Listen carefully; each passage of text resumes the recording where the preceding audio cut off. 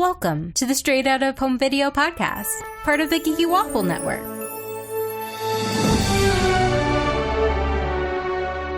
Today we're talking about Bambi II, also known as Bambi and the Great Prince of the Forest, released in 2006. I'm Candace, and with me is my co-host Arezou. Hello. And a very special Waffle writer guest, Jennifer. Hello, everyone. I am so excited to finally talk to you because I know. I feel like we've just communicated through Twitter and email. Yes.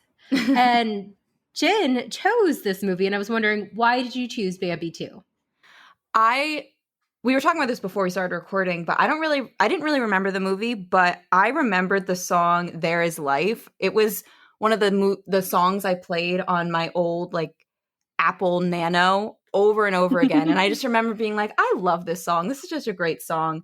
And I was like, that's a movie I would rewatch and revisit for this podcast. So that was why I chose it. And I listened to it again. It's a beautiful song. I think who does it? Regina Spektor? Music. Yeah, it's Regina Spektor, right? She does it? I think so. Or it's Alison Krauss? Yeah, that's it. That's her. Yeah, well, Alison Krauss, Michelle Lewis, Martina McBride. Mm-hmm. Also sings something too. Damn, they got There's some names. Alison right? Krauss. They showed up for Bambi too. I know. Oh, speaking of who showed up. It's been less than 2 minutes. We're doing this already. We're doing it already. We're going into this. Yep. Bambi's deadbeat dad is played by Sir Patrick Stewart. Sir Patrick Stewart. Yes. And damn, he did not need to go that hard, but he did. No, Truly. He was so great. I didn't even know he was in it until you mentioned it. And I was like, that is him. And then I was watching it. What a great voice. I would have never expected them to get Sir Patrick Stewart for a straight to video Disney Bambi movie. Sequel of all things. Yeah. It's not even a sequel. It's a midquel. Mequel. Yeah. Because it takes place in the middle of the original Bambi.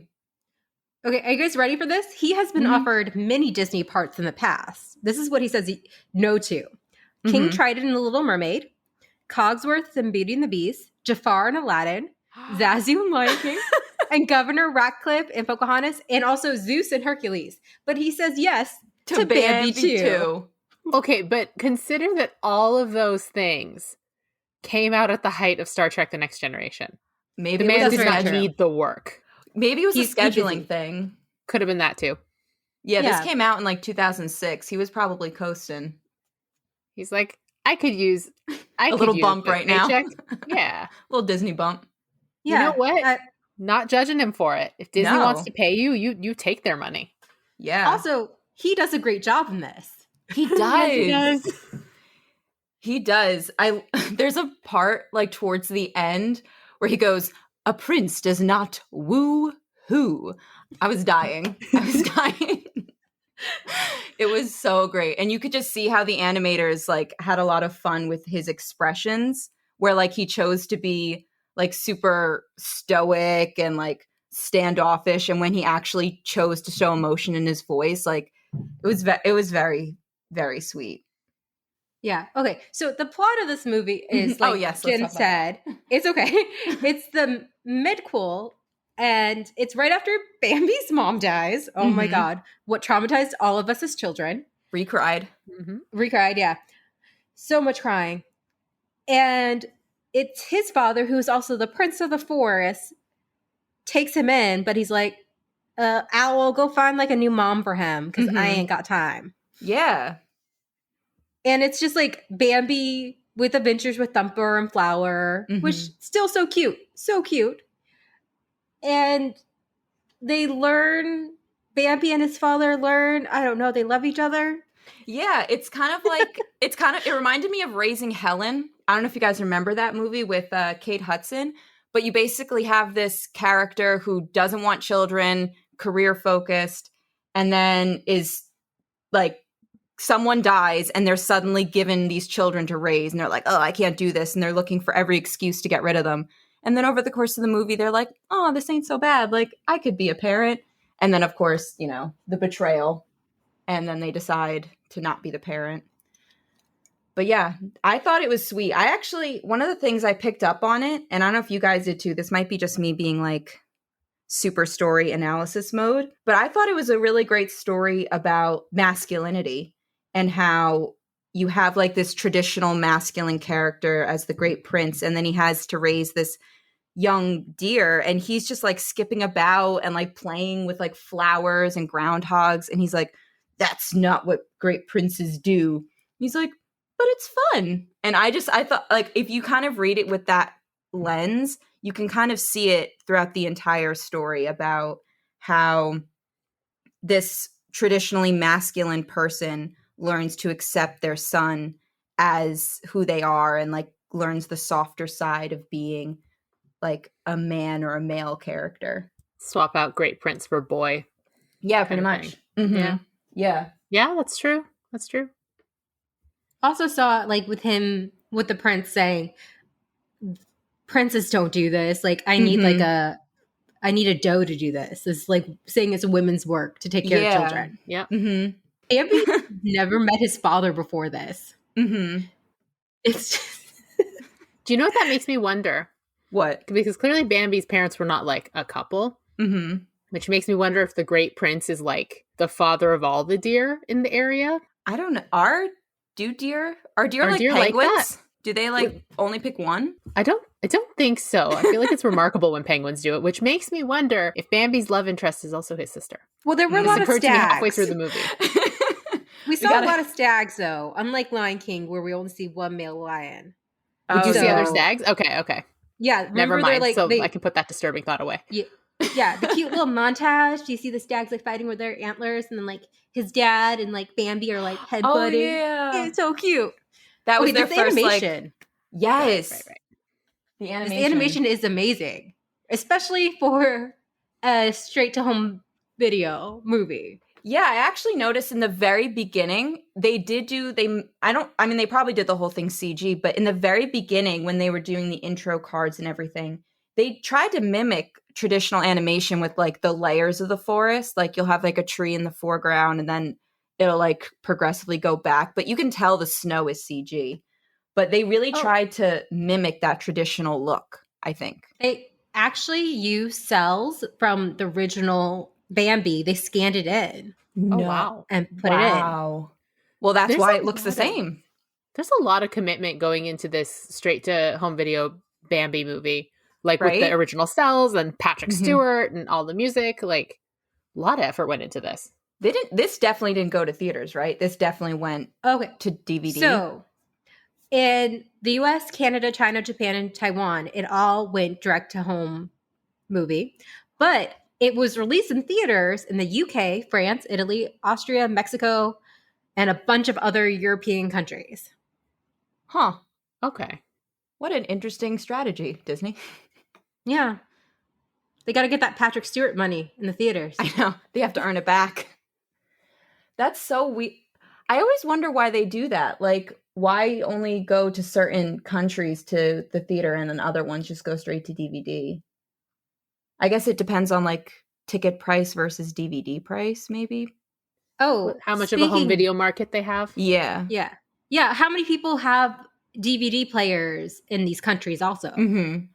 Yeah, that's true too. This is the final Disney Toon film to be traditionally animated, but I think there was some CGI stuff. Mm-hmm. These are just Bambi II fun facts. Yes. The film was officially the last Disney animated film to be released on VHS. Wow. And this film sold 2.6 million DVDs in its first weeks in the US. What? Bambi II. A lot of Bambi stands coming out of the woodwork. Seriously. Out of the woodwork. No pun intended. Nah, pun. Wow. I mean, I think that's so interesting because the only research I did on this was Rotten Tomatoes, and they weren't too fond of it. Yeah, I got some good reviews from Rotten Tomatoes. Like the comments and the reviewers, what did they say? Oh, okay. Well, the critics gave it 50%, and they said lightly 50%. Yeah. Is that more? Damn, that's high. Oh, okay. Yeah, for a straight home movie. Maybe Bambi 2 is too much Bambi, one said. Oh. Too much Bambi of the title character. Okay. Yes. Maybe they were looking more for a Finding Nemo storyline. Oh, speaking of Finding Nemo. Same actor, right? The voice of Bambi is Alexander Gould, who played Nemo in the first movie. He didn't play it in Finding Dory because he aged out. Mm-hmm. But yeah, Disney likes to keep their kid stars. Speaking of which, the kids did a good job. Yeah, they did. I felt like the Ronnie character, that like bully baby deer who like kind of went through puberty early. I felt like he really did a good job. Like he played that whole like tough guy bully, but you can really tell they're just extremely, extremely insecure and have like a lot of mommy daddy issues. Yeah. Oh, a lot of people compared him to Kovu Arezou from Liking 2. I don't see it. What do you mean you don't see it? They use the same color palette. I don't know.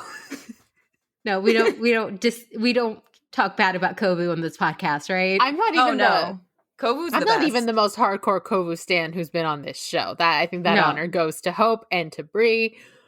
But I see it. Okay. Oh, interesting fact. Ariel Winters from Modern Family plays one of Thumper's sisters. Aw. So, yeah, little baby Ariel playing little baby Thumper sisters. And those bunnies were so flippin' cute. Even I was going like, aw. And Thumper doesn't want to hang out with his sisters. Oh, okay. Here's an oh my god. Mm-hmm. In the original Bambi, Thumper had 5 sisters. However, in this film, he only has 4. Wait, Bambi's mother was killed by a hunter. Is it possible maybe a tiny baby bunny was killed too? Oh no. They found a way to make Bambi sadder. Okay. No. A baby bunny. I really hope that was just a mistake on the animator's part and not like I feel like it was some weird Reddit thread of what if we have one of the baby bunnies just not be in Bambi 2 and see if I feel like they notices. just forgot. I hope they probably so. just forgot. You're like, we just need an odd number. It just looks better with 5 as opposed to 4, or 4 as opposed to 5. But I also thought Flower, the little skunk character, he was really endearing in this, or she. I don't. He. Flower's a he. Flower's a he. Yeah. I thought they were pretty cute. Because it's all about the hibernation. Because it's like, what is it? Winter going into spring, so he just wants to sleep all the time. Yeah, I related to that. I hope the groundhog doesn't see my shadow so I can go back to sleeping. What a great post-pandemic mood mindset. Okay, are you guys ready? Okay, the audience score for this was 60%. Mm-hmm. And that's a lot extremely high. I know. A lot of people said it was as good as the first. Okay. I wouldn't say that. I shared this one on our Twitter the other day. And Susan says the animation was more attractive than I expected, and the kids laughed a lot at the animals. But I found the story to be a modern cornball. Furthermore, I spent 20 minutes wondering why I felt weirdly attracted to an animated deer before realizing he was being played by Patrick Stewart. Him? In fairness to Susan, I was watching this movie while changing my closet out from winter to spring clothes. Mm-hmm. So I was only half looking at the screen. Mm-hmm. And I'm hearing Patrick Stewart talk, and I'm like, what is happening? What is this? What is going on? Why are my cheeks all flushed? And then I like looked it up. I'm like, oh, that's why. Because it's this man just doing the most to be that trope of like reluctant dad who doesn't want to like raise his kid and then realizes that he loves his kid and he's going to be a better father. And it's like, so that's a whole thing. It's just like the deer thing is incidental in fairness to Susan. Well, Susan definitely didn't have to be so forward in her review of Bambi 2. No, she didn't. No one asked her. But you know what? She ain't wrong. Patrick Stewart was definitely dad candy in this movie. She had to tell someone, and it was Rotten Tomatoes. Yeah, she had to tell everyone. She had to express this particular point of view and be seen. Okay, so another parent said I hated how all the kids who respected and loved their moms were known as mama's boys, as if there's something bad with that. What a good message to send to kids. This reminds me of a review. I forget what movie it was. They said, oh, I think it was Lady and the Tramp. They're like, this is stupid. Or they used the word stupid. It was Lady and the Tramp too, and they were mad that at the end of the movie, all the junkyard dogs leave, I can't remember the bad guy's name, Buster? Yeah. Whatever his name is. They leave like Buster under the pile of trash while he's calling for help and nobody helps him, because what kind of message does that send children about not helping people? Like, but this dog like literally just tried to kill everybody. So that's why they were mad. I'm like, but this is a cartoon for children. They did say the other Disney movies where pretty much every villain falls into like a pit or fire or just disappears into their death. No, as long as the hero reaches out and acts like they're going to save them, then it's okay. All right. Yeah, then it's okay. Well, I think being trapped under a pile of trash is a pretty safe exit for a villain. So it's like a scrapyard. Somebody works there. Somebody will come Someone along. will find him. Somebody will find Buster. It's okay. It's just not the people he tried to kill. Was there a villain in this? I think it was just man, right? Like, oh my gosh. Okay, I do not appreciate that dogs are the villain. I know. I was like, this is terrifying. I was like, Bucky, watching it away. With my dog. Yeah, I was like, look away. Look away. I know. Well, okay. I will say this though, and I don't remember if it was in the first movie. That whistle that says, I'm here, that was terrifying. Yeah. Can you imagine that's how you, like, I feel like that could be in some like Get Out style horror movie with like children, like someone whistling a voice that you think is your mother and it like brings you out into the open. That was pretty dark. Yes, that was dark. To be shot. Literally. I felt like that was pretty terrifying and dark. But what was it? When they did that like montage of Bambi, I think it was dreaming or whatever, and he thinks and he has like that moment with his mom, I cried. I wasn't expecting to cry during a Mequel movie, but yeah. I like teared up. Like, that's just so sad. Like, he just misses his mom so much. And then like he goes back to his father and he goes, she's never coming back, is she? And I'm like, oh my God. I'm like, how did we make this sadder? Like, this poor kid genuinely thinks his mom is just away and like coming to the realization and going through this grief of my mom is never coming back. Yeah, no one explains it to him what happened. Mm-hmm. Just like give Bambi a hug. He needs a hug. Well, that's why I think it's so that's why I actually kind of liked this movie, not like to the point where it's the same as the original, but they didn't skimp on the storyline. Like, the perfect person to not be dealing with this is someone who isn't in tune with their emotions, someone who isn't ready or prepared to have these types of conversations with a kid. Like, how do you explain to a kid that their parents never coming back, and you have this great prince who literally just doesn't talk to anyone? There's a moment, I think towards the beginning of the movie, where he literally explains that he stands far away so he can, like, from the herd or whatever, so he can spot danger. And Bambi's like, but then we can't play with them. Like, this guy literally just is so standoffish in every way. And he has to communicate to this young child, your mom's never coming back. And also deal with the grief of, I guess, losing his semi-mate, part-time mate. I don't know. One of his many mates. One of his many mates. I think he was particular to this one because he seemed relatively sad about it, but I thought it had a great message. So these moms picking on the mama's boy comment, I think they were just trying to make fun of Ronnie for being such a bully, and he turned out to be like a coward. So I think they were just making fun of him for that. Thumper makes fun of Ronnie being a mama's boy, but 5 seconds later, his mom calls him and he's like, yes, mama. Yeah, literally. I think it's just saying like everyone's a mama's boy. Like, you're a kid. Like, you listen to your mom. You love your mom. Like, I don't know. Yeah. It's about everyone loving and respecting their mom, really.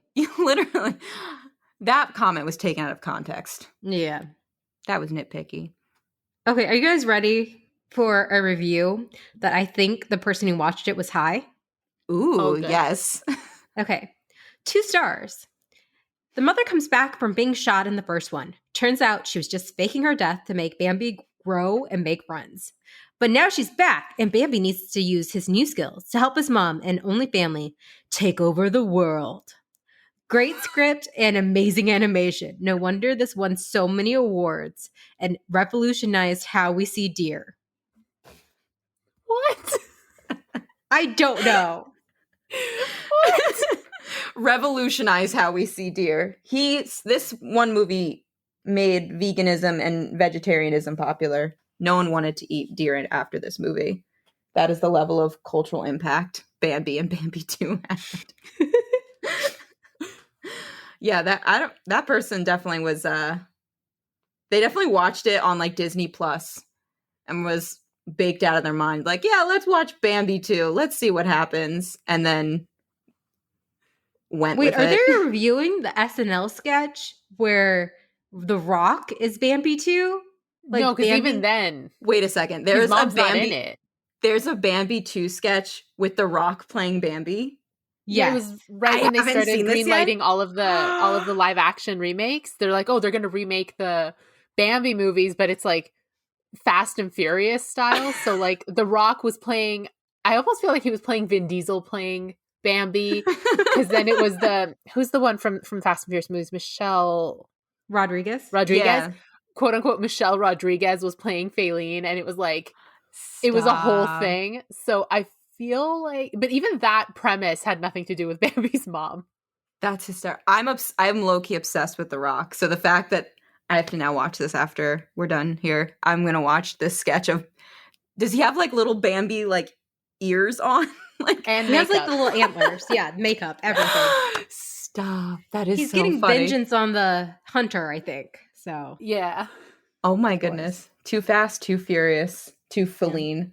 Too fluffy. Too fluffy. That's great. Okay, so this movie broke the record for the longest time between a prequel, midquel, sequel. It was previously held by Wizard of Oz in 1939 and Return to Oz in 1985, which we do not talk about Return to Oz on this podcast. I didn't even know that was made. It's utterly terrifying. I saw it like in the 90s as a child, and we did a podcast about things that terrify you, and that movie was one of them. That was it. So how many years is it between Bambi and Bambi 2? 64 years. Wow. Patrick Stewart is the only cast member who was alive when the original came out. Oh my God. And I was like, I looked it up. I'm like, Patrick Stewart is 80? I had no idea. 80? 80? Yes. Man. Jeez. Oh man, that's not good. No, I don't like that. I thought he was like late 60s, maybe like celebrating 70, but like a young 70. Yeah. 80s. Well, but if he was late 60s, like he would have been in his 30s in the Star Trek day. And he looked old. But then, he was honestly. born bald. Like he's been bald his whole life. Did he ever have hair? I have no, but he like looked old then. You know what I mean? Okay. He looked mature, not old. Well, okay, I was like a kid. Don't use such slanderous language. He looked old then, and as I get older, I'm like, yeah, you're still... Yeah, he was born in 1940. And what, Bambi came out in like 42? 42. Wow. 80s. All the good ones, man, they're just way older. Like, I just realized Tom Hanks is like 60-something or whatever. Like, all these good ones, they're just a lot older than I thought. I just always freeze them in my mind from like the 90s when I first knew them. Yeah. They just like don't seem to age in your mind. Yeah. So 60 years between the two movies? 64. 64. Well, and the best they could come up with was Mequel? We have to follow up Bambi, so what should we do? I know. We'll just do it in between the movie, not even after the movie. But I don't even know what it would have been after the end of Bambi, because he just becomes the great prince at the end of the first movie, right? And then maybe they just done Lion King 2 thing. I was gonna say they just probably didn't want to do a Great Prince 2 or like the Great what's the second one? Simba's Pride. They just didn't want to do that again. Does that mean that his father's dead by the end of the movie? Probably. I mean, yeah. I mean, how long would a deer live, right? I don't know. Arezou, why do you bring this stuff up? They're magical deer. You keep bringing up, like, if they're just not in it. Oh, so they're dead? It wasn't me. Everyone dies in Bambi. Jeez Louise. No, I mean, like, it's possible. It's just he's too old to be the great prince. Oh my God. Okay. Deer live 4.5 years. That's it. What? And the male lives 3 years. Well, the doe is around 6 years. 4. Okay. So domesticated deer have lived up to 20 years, though. Okay, so they're not domesticated. So when Bambi is born, his mother is like 2 or 3. And the great prince of the forest is like 18 months. No. Babies raising babies. And then for the length of Bambi II, this great prince with a real sexy voice is like, what? That just adds more weirdness to that one woman, to Susan's comment. Yeah. Susan probably doesn't know. She doesn't know that deer only live 4 years. I mean, to be honest, I would never have guessed they only had a lifespan of 4 to 6 years. No, I would have thought 20. Yeah, those are burly creatures. Jeez. Well, another sad. Wait, so by the end of Bambi 2, not Bambi 2, by the end of Bambi, when he becomes like the great prince and he's like a year at this point, he's only got like 2 years left to live. Okay, so now, not accounting hunting kills, it's 6 to 7 years. But still, not great. That makes things a little better. It's not quite so short turnaround. These are not. Still not great. Still not great. And considering like he's the prince of the forest and he's like putting himself in danger, he's in the 3 year. Yeah. The casting of Patrick Stewart now seems odd. Like, there's no way he's this wise after a year of ruling. Maybe he's like getting up there. He's like, 2.5 4 years old. Oh, pushing 4. I'm pushing 4, Bambi. He's pushing 4. He's seen some stuff. I'm too old for this stuff, Bambi. I've seen some things. Oh my goodness. We have that took a turn. That took a darn turn. Oh man. Well, fun fact of the day. Fun fact of the day. Something new. Yeah, I honestly think if they weren't so popular to like hunt, they would live to 6. Yeah, I always longer. envision them to have like the same lifespan as dogs, like 13, 14, 15, but only 6 years? Yeah, but dogs are like domesticated and we take them to the vet and all that fun stuff. That's true. Also, like deers get hit by cars all the time. Once a deer hit my car and ran away. Gilmore Girls. Yeah, just like Gilmore Girls. When I saw that, I was like, that happened to us as a kid. Yeah. It hit the side of the car. And we're like, we didn't hit it. It hit us. Did it take were you guys okay? I'm assuming. Yeah, we were fine. I was scared though, because I was like in elementary school. But I was like, oh my God, is that Bambi's dad? Are we the reason? Yeah. Is it us? No. But the stag just got back up and it just ran right into the forest. He was like kind of like, what? Well, yeah, he still has another 3 years to live. He's not getting taken out by a car. He's a single dad. He has to take care of his son. I got Bambi to get back to. Yeah. No, at first I was like, is that Bambi's mom? And my dad's like, no, that's a boy. And I was like, then it's his dad. That doesn't change the fact that it's related to Bambi. Yeah, exactly. Somehow Bambi suffers. See, yes, exactly. I don't think people realized how traumatic. It's like whenever you hear or anything about like a parent death, people always talk about Bambi or Mufasa. Like those are the parent deaths that really scarred children growing up, I think. Yeah. I think you don't talk enough about how scarring Dumbo is, though, because his parent isn't dead, but they're inaccessible, which in some ways feels worse. Oh, what is it? What's the song they sing? Baby Mine? Baby of Mine, when she's rocking him with her trunk. That is worse than Bambi's mom to me, because as sad as Bambi's mom is, you don't, first of all, don't see it happen. And second of all, like, it's off screen and then his dad is there and it's like, okay, things are going to be okay. But Dumbo's a baby on his own and his mom is locked up and can't get to him. And that feels worse. At least to me. No, that I was definitely visiting hurts. my friend's new baby, and she had Disney lullabies, playing in the background, and Baby of Mine started playing, and I just started crying holding the baby.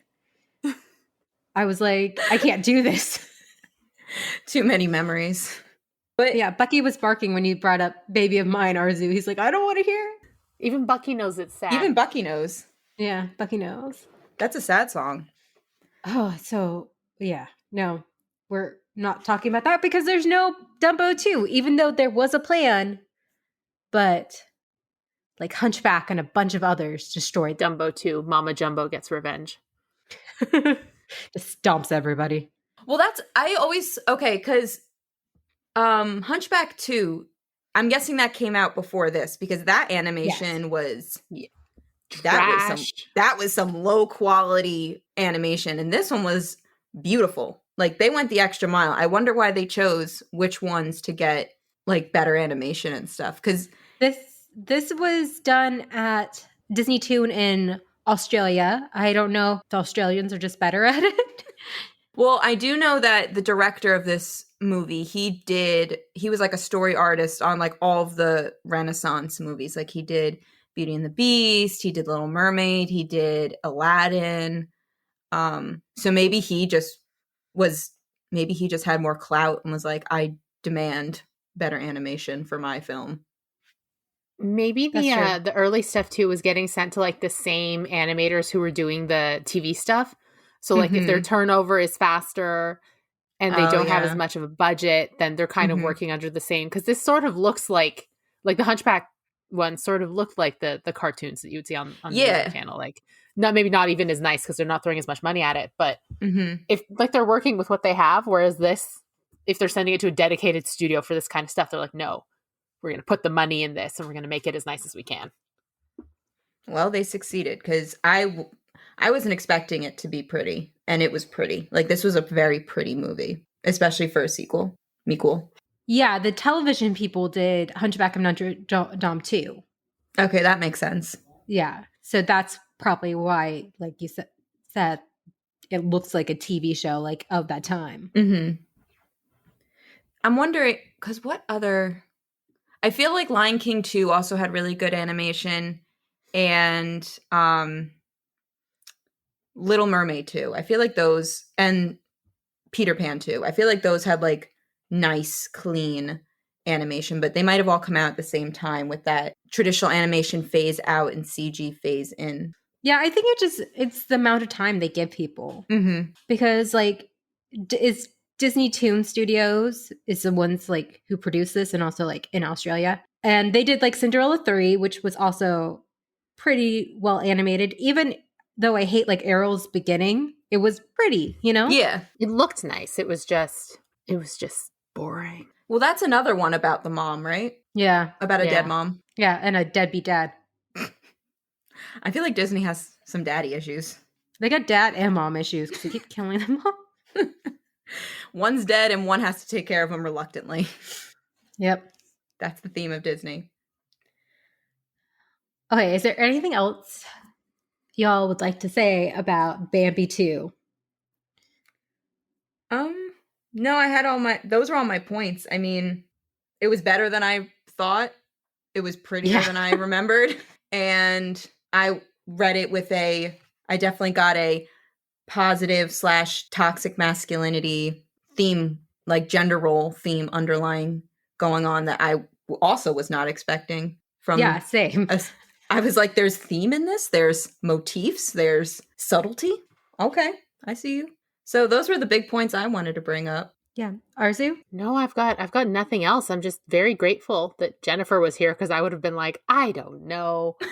It's about fathers and sons, I guess, but like she brought up so many good points. So yeah, Jennifer, can you tell people how to find you online? Yeah. So I'm easy. I use the same username for everything because it's just so clever. I'm on Instagram, Twitter, under Jenny from the Yock, like Jenny from the Block, JLo, but it's my name instead.